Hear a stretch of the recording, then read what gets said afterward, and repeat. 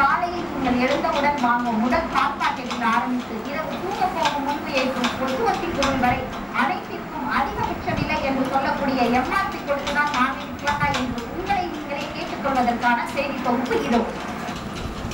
நீங்கள் வாங்கும் எல்லா பொருட்களுக்குமே எம்ஆர்பி என்று சொல்லக்கூடிய அதிகபட்ச சில்லறை விலை நிர்ணயம் செய்யப்படுகிறது.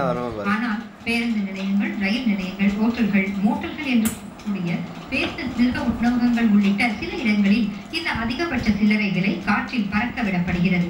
இது போன்ற இடங்களில் வாடிக்கையாளர்கள் அதிகபட்ச சில்லறை விலைக்கு பதிலாக அநியாய விலை கொடுத்தே வாங்க வேண்டிய நிர்பந்தத்தில் இருக்கிறார்கள். நாங்க வெளியில இருந்து வாங்குறது அதிகமாக இருக்கிறாங்க. ரேட் வந்து ஒரு பொருளுக்கும் வந்து 5 ரூபாயிலிருந்து 10 ரூபா வரைக்கும் அதிகமாக இருக்கு. சாப்பிட்றதுலாம் வந்து அந்த டேஸ்ட் ஒன்றும் இல்லை. அதனால ரொம்ப கஷ்டமா இருக்கு. இங்கே வந்தாலே எல்லாமே அதிகமாக இருக்கான். நீங்க வந்து ஏதாவது ஒரு ஜாமான் வாங்கணும்னு நினைச்சாக்க எப்பவுமே வந்து பொருள் என்ன விலை இருக்கோ அதை கொடுத்து நம்மளால வாங்க முடியாது. இன்னைக்கு அதிசயமா வந்து நான் இன்னைக்கு பஸ்டாண்ட்ல வந்து ஒரு 4 பிஸ்கட் வாங்கியிருக்கேன். எம்ஆர்பியோட பிரைஸ்ல வாங்கியிருக்கேன். எனக்கு ரொம்ப சந்தோஷமா இருக்கு. பொதுவாக நம்ம பொருள் செய்யலாம். இப்போ ஒரு பொருள் வந்து கம்பெனி வழியை பார்த்தீங்கன்னா 3 பீஸ் வருவாங்கன்னா அவங்க வெளியில வந்துட்டு அவங்க வந்து 5 பீஸ் சேல்ஸ் பண்றாங்க. ஆனால் இதனால பார்த்தீங்கன்னா நிறைய கமிஷன் அவங்க பிடிக்கிறாங்க. நமக்கு அவ்வளோ நஷ்டமா தான் வருது தவிர லாபமா வருது இல்லை. ஃபாரின் கண்ட்ரிஸ் பார்த்தீங்கன்னா இங்கே நம்ம இந்திய பொருட்கள் தான் அங்கேயே போகுது. ஆனால் வந்து அவங்களுக்கு லாபமா இருக்கு. இந்தியில இருந்து நம்மள தான் அவ்வளோ நஷ்டப்பட்டு வாங்கிட்டு இருக்கோம்.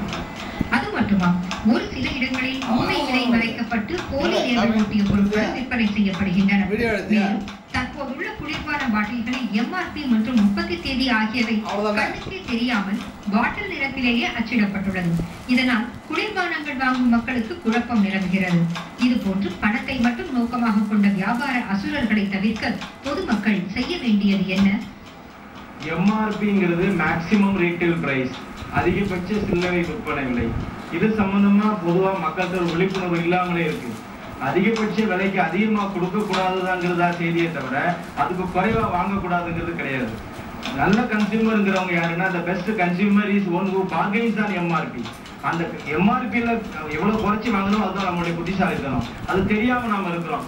வியாபாரிகளை பொறுத்த வரைக்கும் இந்த எம்ஆர்பி ரேட் எப்படி ஃபிக்ஸ் பண்றாங்கன்னா அவங்களுடைய உற்பத்தி ஆகிற செலவு, டிரான்ஸ்போர்ட்டேஷன், மற்றபடி அவங்களுடைய லாபம், உள்ள லோக்கல் வரிகள், வேட்டு போன்ற வரிகளை சேர்த்து தான் அந்த விலையை நிர்ணயம் பண்றாங்க. அதுல குறைச்சி வாங்குறவங்க தான் புத்திசாலித்தனமான நுகர்வோர். நுகர்வோர் பாதுகாப்பு சட்டப்படியும் அரசினுடைய பல்வேறு துறைகள் மூலமாக நுகர்வோருக்கு பல்வேறு உரிமைகள் வழங்கப்பட்டிருக்கு. உதாரணத்துக்கு தகவல் பெறுகிற உரிமை. ஒரு பொட்டலத்துல ஒரு பொருளை வாங்குறோம்னா அதை என்ன போட்டிருக்குங்கிறத பார்க்கணும். எம்ஆர்பிங்கிறத வந்து நிறைய கம்பெனில வந்து அழிக்கிற மாதிரி போட்டிருக்காங்க.